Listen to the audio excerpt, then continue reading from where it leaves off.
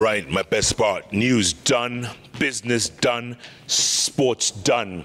Guests waiting patiently throughout the evening because of this very important topic, the rumbling in the mountains. Professor Peter Kagwanja, we've got Mombi Ngaro, and we've got Professor Masharia Monene.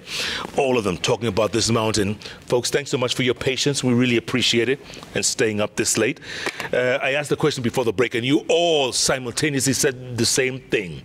Is Dede Nyoro, is he the thorn in the side of Gashagua's the thorn in the side of Gachagua? No. You say no, all of you? No. Yeah, no. Why? Well, he's somebody nice to blame for something. Is he being propped up? Well, there's that claim that he's a proxy for the president, but he's not a problem for Gachagua. No. No. Gachagua is a problem to himself. He does not need it in your own or somebody else.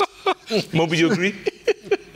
I look at it from a different angle. Anybody else who is coming up, they are not the problem. Those of us who, have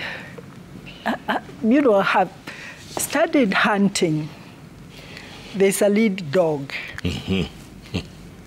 Look for the owner of the dog. Oh. Look for the owner of the dog. Then you will know who the problem is. Professor Kagwanja. They are hunting dogs. So I think the issue is, in the first place, the tattoo is on the table on the post. Who put it there?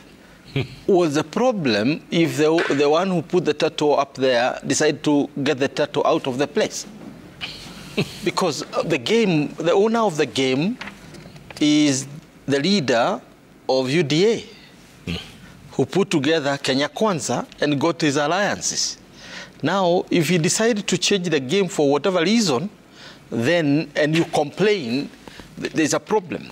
So, if we could go a step back and look at how President Uhuru Kenyatta and Deputy President then, William Ruto, put together their Jubilee coalition, it was a true coalition, 50-50.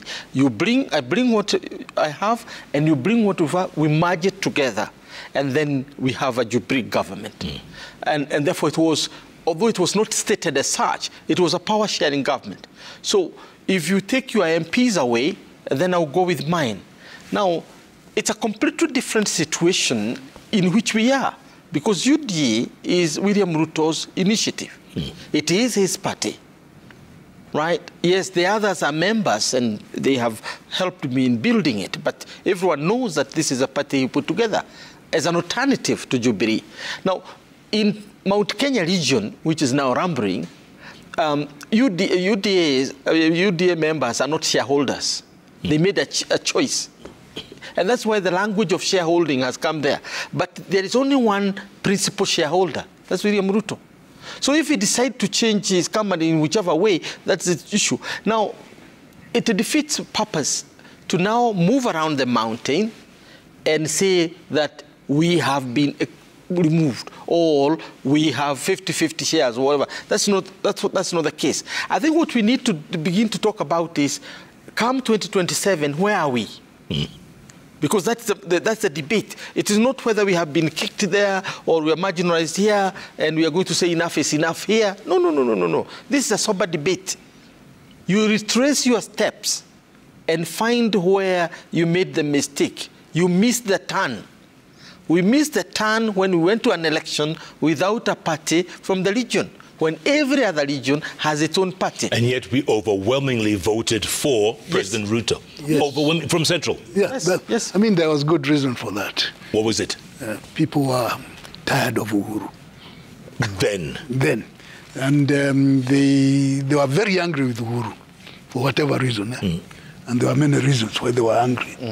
So the vote was an anti-Uhuru vote rather than anything else.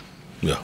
And the question that comes up is why were people so angry with the president at the time?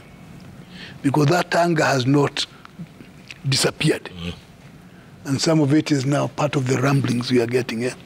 So at that time, people voted because they were angry with Uhuru for some reason. And we have not been able to decipher exactly what happened. And it is not enough to say that Ruto lied to people. That does not wash. So why did the mountain do that? But then, Prof, the mountain voted Uhuru Kenyatta as its spokesman. That's a statement, yeah? And that it was not in 2022. It was back in, in the early 2012 or thereabouts. And don't forget, and to save Uhuru and Ruto was to elect them. And in the process for the mountain, they said, okay, in this scenario, okay, Uhuru, we make you a spokesman. In the process of dealing with what? And part of the reason they made him that, because in the crisis that ensued, he was said to have done something to, respond to the crisis. He responded to the crisis, one way or the other. And that's when people identified him and said, he's the one. Why? Because he responded to the crisis. And that was it. So they've decided to rescue him from The Hague.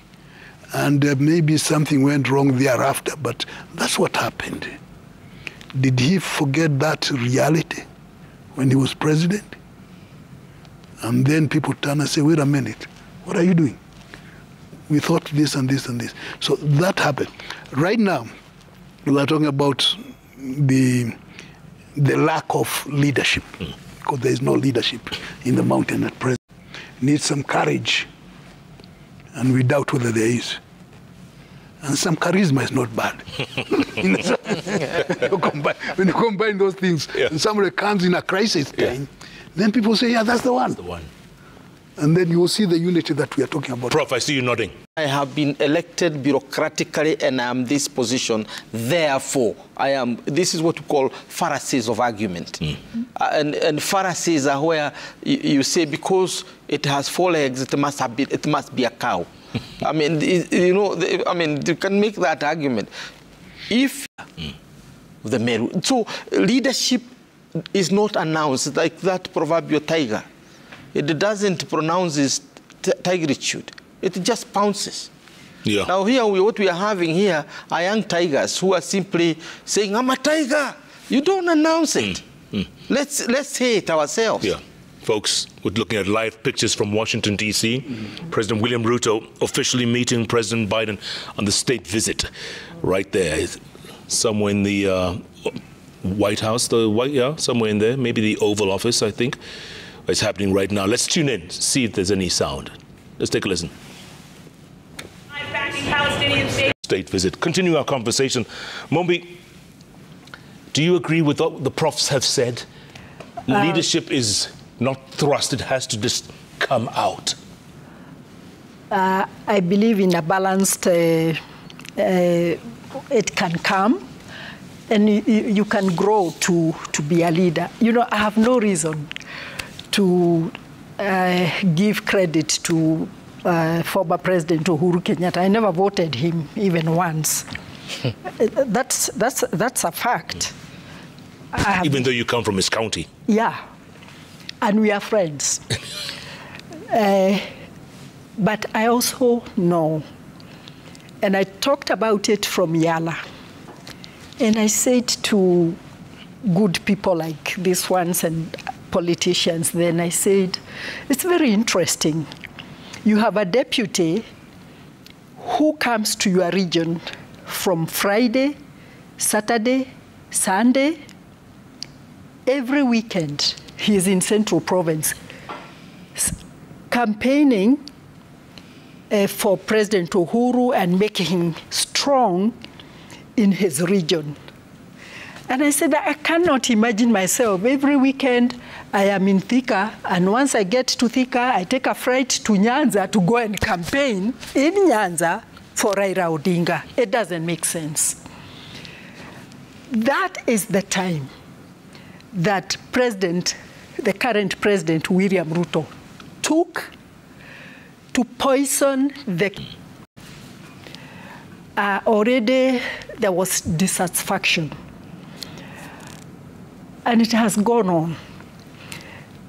Currently, because I do the mountain from the office, the story is different. Actually, the same people are yearning to reach out to Uhuru Kenyatta. Number one, to apologize to him because he spoke it to them. But they did not heed. They never listened. And I know quite a large group that has been trying to reach out. Our people insulted their sitting president. And the rest of us were clapping and saying many things. You know, I am working with all of them to start it from there. Yeah.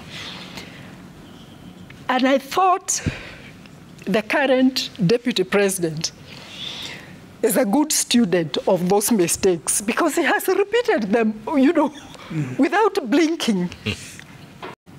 And I'm hearing it from the ground.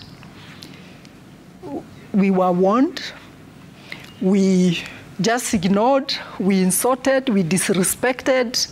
It's true, we made a mistake here, we didn't know this is what was going to happen. And they are calling out the community. The only reason, probably a bit of a reason that I differ with them, the deputy president now, Rigathi Gachagua, he also deserves his respect because of the position he holds. I come from the thinking of, if I will want my leader to be respected, I need to respect the one who is there. So, in as much as I may not need too much from, you know, Central. What are your thoughts? Think about it. We'll take a break, come back, and let you know we're still monitoring what's happening in Washington, D.C., the nation's capital. President Ruto has literally just met with President Biden in that official state visit. They're going to walk into the White House, hold a few